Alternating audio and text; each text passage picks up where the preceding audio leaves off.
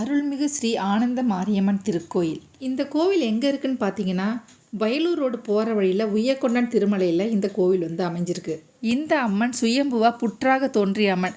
இந்த புற்றை சுற்றியும் சோற்று கற்றாழை திடல் இருந்திருக்கு. மக்களும் இங்கே வந்து விளக்கேற்றி வழிபட்டு வந்திருக்காங்க. அவங்க வேண்டுதலும் உடனுக்குடன் நிறைவேறி இருக்கு. இந்த கோவிலும் படிப்படியாக இந்த அளவுக்கு வளர்ச்சி அடைஞ்சிருக்கு. இந்த கோவிலில் என்ன விசேஷம்னா, சமயபுரம் மாரியம்மன் கோவிலில் மாசி மாதம் கடைசி ஞாயிறு பூச்சொரிதல் விழா நடக்கும்.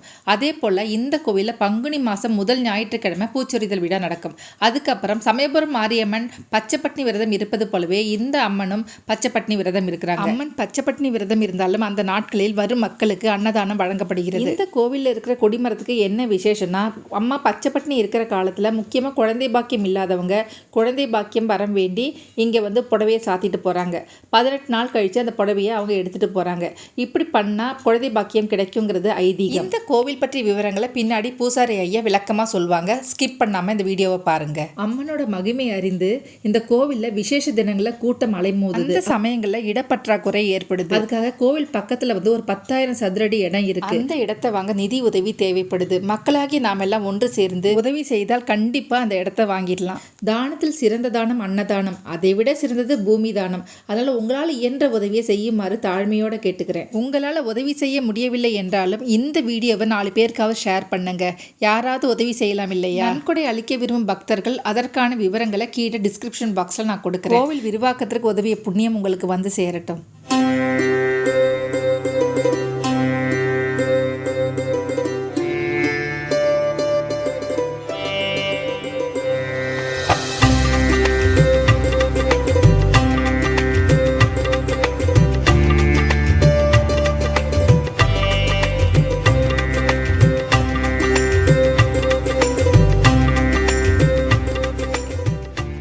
சுயம் அந்த புத்து தான், நாகப்புத்து தான் முதல் ஆரம்பம்.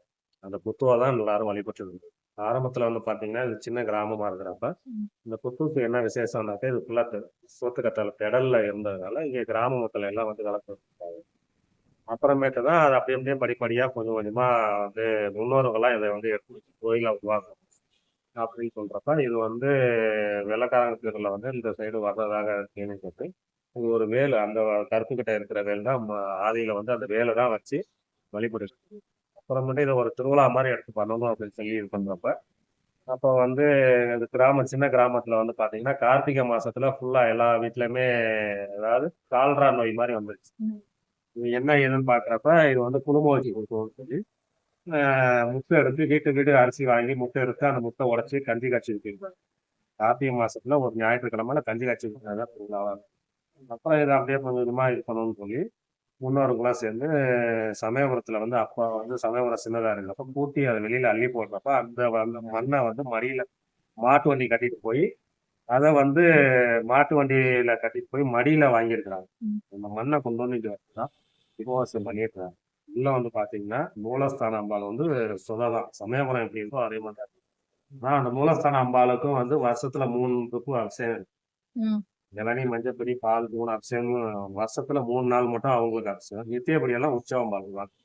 அது என்னென்ன நாள்னு பாத்தீங்கன்னாக்கா வருஷ பூர்த்தி, கும்பாபிஷேக நட்சத்திரம், புனர்பூச நட்சத்திரம் மாசி மாசத்துல வந்து உபவாசம் அன்னைக்கு வந்து மூலஸ்தான அம்பாளுக்கு அபிஷேகம்.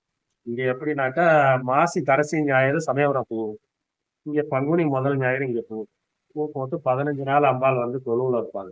பச்சைப்பட்னி விரதத்துல வந்து 15ஆம் நாளுக்கு பங்குனி முதல் ஞாயிற்றுக்கிழமை காலையில 10 மணிக்கு மூலஸ்தான அம்பாளுக்கு வந்து பாலாபிஷேகம் பண்ணிட்டு அப்புறமேட்டு தான் பரிகாரத்துக்குலாம் காப்பு கட்டி மூட்டை ஆள் போட்டு கொடிமரத்துக்கு இங்க வந்து விசேஷம் எப்படின்னாக்க, அம்பாள் வந்து அந்த பச்சைப்பட்னி விரதத்துல இருக்கிறப்ப குழந்தை பாக்கியத்துக்கு மெயினா வந்து குழந்தை பாக்கியம் கொடுப்பாங்க. எல்லா பிரச்சனைக்கும் இங்க ஒரு விடுவு காலம் போட்டு அந்த கொடிமரத்துல ஒரு புடவை கட்டி அது ஒரு 18 நாள் கொடிமரத்துல இருக்கும். அதுக்கப்புறம் அவங்க வேண்டுதலுக்குள்ள புடவையெல்லாம் வந்து அவங்கவுங்க வாங்கிட்டு போயிடுவாங்க. அந்த ஒரு பச்சைப்பட்னி வந்து 15 நாள் முடிஞ்சு திருவிழா வந்து கொஞ்சம் விமர்சையா நடக்கும்.